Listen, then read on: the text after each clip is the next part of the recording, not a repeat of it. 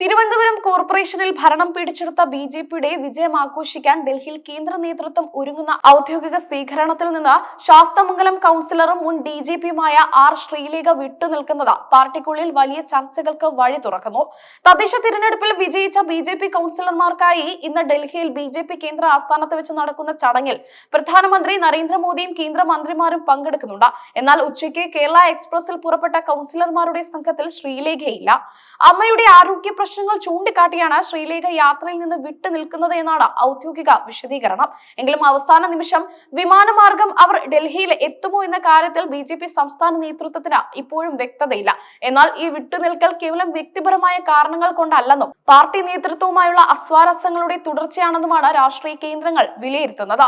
Thiruvananthapuram corporation ചരിത്രത്തിൽ ആദ്യമായി BJP പിടിച്ചെടുത്തപ്പോൾ mayor സ്ഥാനത്തേക്ക് എല്ലാവരും പ്രതീക്ഷിച്ചിരുന്നത് ആർ ശ്രീലേഖയായിരുന്നു. തിരഞ്ഞെടുപ്പ് പ്രചാരണ വേളയിലും ഉടനീളം സംസ്ഥാന നേതൃത്വം ശ്രീലേഖയെ ഒരു മേയർ മുഖമായി ഉയർത്തിക്കാട്ടുകയും ചെയ്തിരുന്നു. എന്നാൽ ഫലം വന്നതിന് പിന്നാലെ നടന്ന ചർച്ചകളിൽ അപ്രതീക്ഷിതമായി വി രാജേഷിനെ മേയർ സ്ഥാനത്തേക്ക് പരിഗണിക്കാൻ കേന്ദ്ര നേതൃത്വം തീരുമാനിക്കുകയായിരുന്നു.